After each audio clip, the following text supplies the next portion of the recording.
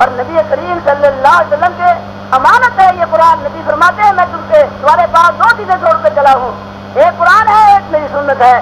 جو ان دونوں کو مضبوطی سے پکڑے گا کبھی وہ گمراہ نہیں ہو سکتا.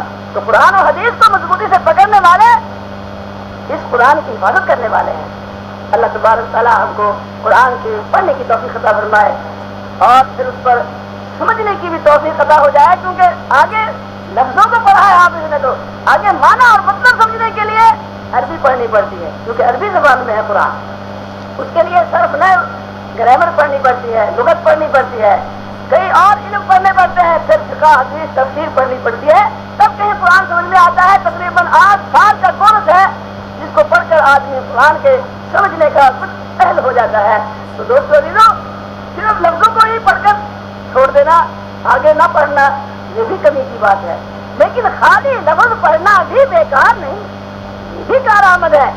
لیکن اور زیادہ بڑی بات یہ ہے بڑھیا کہ لفظوں کا بھی حافظ ہو, پھر اس کا ترجمے کا بھی حافظ ہو, ترجمہ بھی اس کو آتا ہو, تفسیر بھی اس کو آتی ہو, وہ پڑھا ہوا ہو اور سمجھ جائے اس بات کو کہ قرآن نے کیا ہدایت کی ہے, اللہ کیا بیان کرتے ہیں قرآن کے اندر, مقصد کیا ہے قرآن کے آنے کا.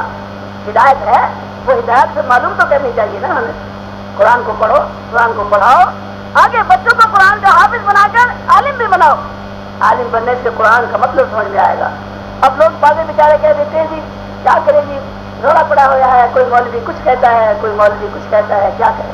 تو میں کہتا ہوں تم نے کیا کرنا ہے, بس یہی کرو کہ تم عالم بن جاؤ, آپ ہی تمہیں سمجھ میں آ جائے گا کہ کون مولوی ٹھیک کہتا ہے. اس کے سوا کیا طریقہ ہے. اور بھائی تم خود ہی عالم بنو, تمہیں سمجھ آ جائے گی, کسی کے پیچھے کیوں لگتے ہو. آپ بن جاؤ عالم, تم سمجھدار ہو جاؤ گے, قرآن کو سمجھنے لگے گو, حدیث کو سمجھنے لگے گو, تفسیر اور فقہ کو سمجھنے لگو گے, پھر انشاءاللہ آپ کو کچھ سمجھ میں آ جائے گا کہ صحیح طریقہ کیا ہے, غلط کیا ہے. جو قرآن اور سنت کے مطابق ہے وہ صحیح ہے. جو دنیا کے اندر دو تو چیزیں ہیں, ایک نبی کریم صلی اللہ علیہ وسلم کی سنت ہے اور ایک قرآن کریم ہے, اللہ کا کلام ہے. بس یہی تو دو چیزیں ہیں ہدایت کے لیے. نور تو یہی ہے ہمارے, روشنی تو یہی ہے, راستہ تو یہی دکھاتی ہے. یہ دونوں نور ہمارے لیے ہدایت کا ذریعہ ہے. بس اللہ تعالیٰ ہم کو سمجھ عطا فرمائے. اور یہ اس طرح کی جو قرآن کریم کی محفلیں ہیں اور اللہ کے نبی کی یہ کمالات اور فضائل کا بیانات کے جلسے ہیں, یہ اللہ کرے ہوتے رہے. آپس میں سب کو اللہ تعالیٰ اتفاق اتحاد بھی نصیب کرے, اہل محلہ کو بھی برکت عطا ہو, مسجد کو اللہ تعالیٰ آباد فرمائے اور سب مسجدیں اللہ تعالیٰ آباد فرمائے. سب مدرسے جہاں جہاں قرآن حدیث پڑھا جا رہا ہے ان کو بھی اللہ تعالیٰ آباد کرے اور ان کے اندر مدد کرنے والوں کو بھی اللہ تعالیٰ اخلاص عطا فرمائے.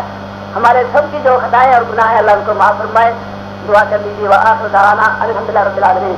اللہم صلی علی سیدنا مولانا, گناہوں کو معاف فرما, رسومات پر عمل کرنے کی توفیق عطا فرما, قرآن کی ہدایت اور نور عطا فرما, نبی کی حدیث کی روشنی عطا فرما, نبی کریم صلی اللہ علیہ وسلم کی شفاعت عطا فرما, قرآن کی شفاعت کا حقدار بنا دے, روزے کی شفاعت کا بھی حقدار بنا دے.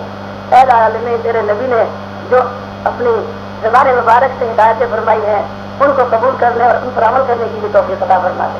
اے اللہ تمام بدعتوں سے بچا. اے العالمین, اے العالمین تمام ہر طرح کی ہر قسم کے شرک سے بچا. اے العالمین توحید کا, اے العالمین صحیح سبق ہم کو عطا فرما, سنت نبی پر صحیح طریقے سے چلنے کی توفیق عطا فرما. وآخر دعوانا الحمدللہ رب العالمین. صلی اللہ تعالی علیہ وسلم.